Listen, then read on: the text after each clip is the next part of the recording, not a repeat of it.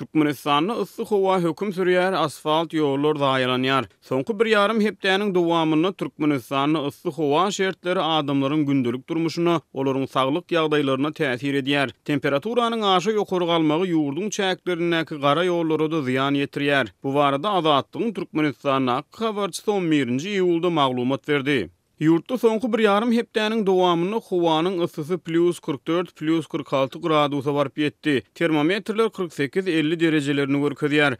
Issy howanyň ýetirýän ziýanlary we ondan nädip goranmaldygy barada türkmen mediasyna maglumat berilmeýär diýip Azatlygyň Türkmenistan'a habarçysy aýdýar. Onun sözlerine göre adamlar soňky ýagan duýlaryň issy howada eremeginiň netijesinde de oňoýsuz howa şertlerine duçar bolýar. Ýatlasak 26-28 may aralygynda Aral deňiziniň üstünde gaý harasatyň turmagy bilen Türkmenistanyň we Özbegistanyň käbir çäklerine yaramaz howa şertleri ýüze çykyp, hususan Daşowut welaýatyna duýdy ýagypdy. Hemde ýurdun beýleki käbir künjeklerine çal harasat gopupdy. Lukmanlar Daşowutda soňky 10 günüň dowamynda gan basyşy galyp hastahanalara ýüz tutan raýatlar sanynyň artýanyny aýdýarlar diýip Azatlygyň habarçysy belledi. Issy howanyň adamlaryň gündelik durmuşyna täsir ediňi olaryň saglygyna ziýan ýetirmek bilen çäklenmän eýsem, yaramaz howa şertleri çala gurulanyp aýdylýan gara ýollardaky asfaltyň eremegine de getirýär. Issy howada ýollardaky mazutyň eremegi ulug sürüjülerini azara goýýar. Howanyň temperaturasynyň aşy ýokary galmagy bilen ýollardaky asfalt eräp batgalaşýar. Munyň netijesinde maşinlar eren asfaltyň üstünde taýyp, olaryň mazuty batýan halatlary da az däl. Uluglara ýokaşan mazutlary aýyrmak ulug iýelerine goşmaça çykdyjy bolýar diýip Azatlygyň habarçysy onlarça sürüje salgylanyp gurrun berdi. Geçen ýekşenbe günü Lewawa gidenimde geçen ýyl guruluşy tamamlanan Tejen-Aşgabat awtomagistral ýolunyň häzirki ýagdaýyny gördüm. Ýoluň asfalty eräp agyr ýük maşinlarynyň tekerleri olarda salma ýasapdyr. Bu ýagda yeňil maşinlaryň hereketine howp döredýär diýip Azatlygyň habarçysy milliardlap maliýe serişdeleri karşılanan ýollaryň guruluşyny korrupsiýa hadiseleri bilen ilteşdirýär. Çarwa daýhanlara da ıssy erwet täsir edýär. Günortan çagy mallary kölege goýmasalar mallary gün urýar diýip Azatlygyň habarçysy Türkmenistanly maldarlaryň sözlerine salgylanyp gurrun berdi.